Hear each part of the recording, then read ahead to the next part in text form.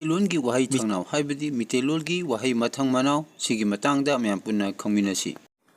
Manipur Languages Features channel asibu yengbiriba khudima angkham Parmesorna ikai khumnaba uchani.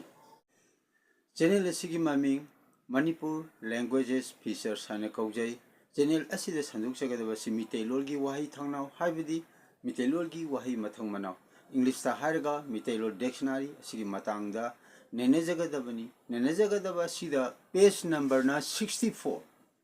page 64 ni adai mathang hajarake channel asigi maming Manipur Languages Features channel asibu amba yengbo argadi channel ase like tawbiyo amasung subscribe tawbiyo page 64 part 1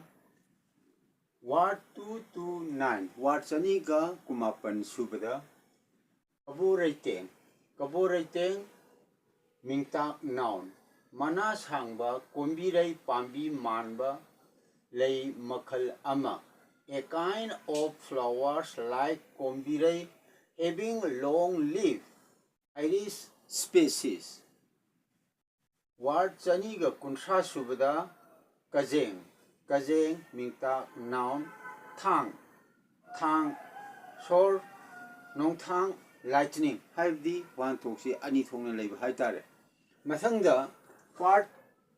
2 da sungtang hajarake part 2 da word 231 suba waida chani kutrama thoi suba waida kajeng lei mingta noun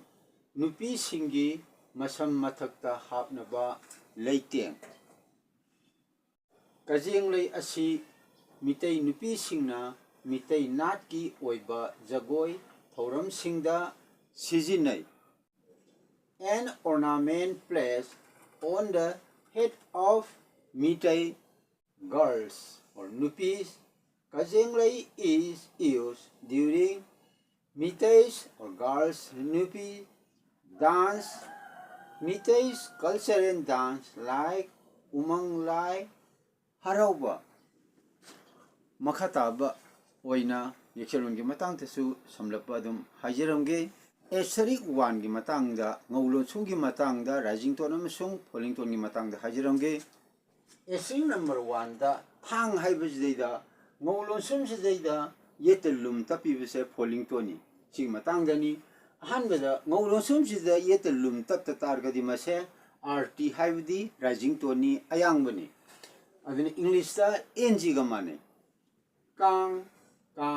Rat and Chariot Habidi Karino Habida Hindu Singi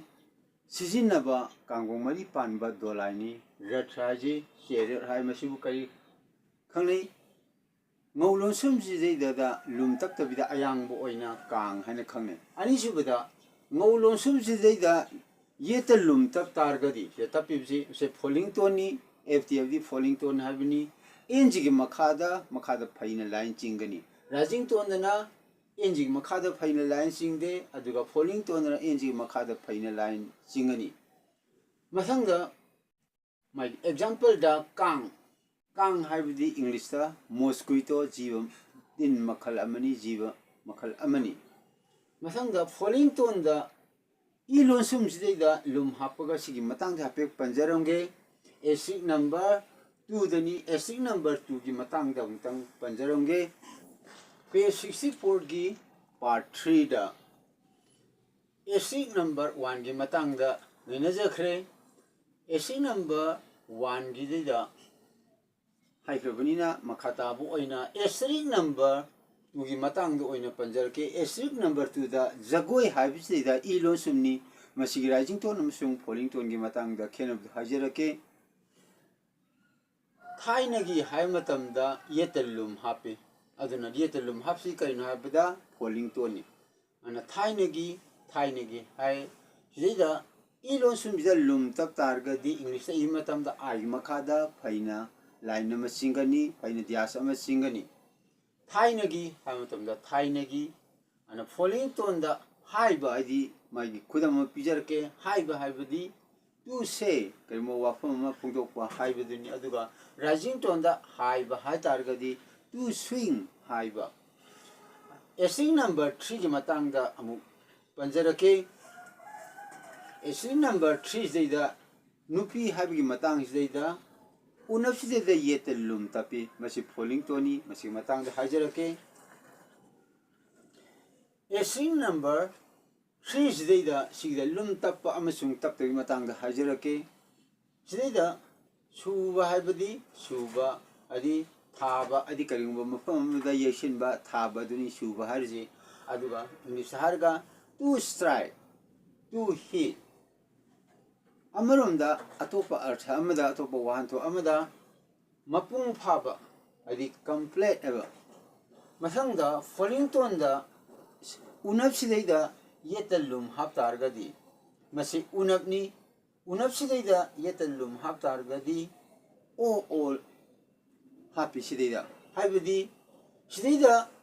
unap sidaida yetalum hapta targadi masi kariga manai iuga manai adubu unap sidaida yetalum haptargadi o ga mane masinu falling toni masi wahan thokta suba habidi kaino thabak suba to do work adi falling ton oina sina matamda thabak suba hai matam jidaida unap sida yetalum tapuk sina gani tapaga sina gani aduga English da o ga managani matang asida Meeteilol Waaheithangnau matang da habilojare channel asigi maming Manipur languages features kaujai channel asibu hanbi yangbo orgadi channel ase like to view subscribe to biru awara pa kaya ergasu habiru sigidi matang asida lo sinjage unamaku ikai khumnajari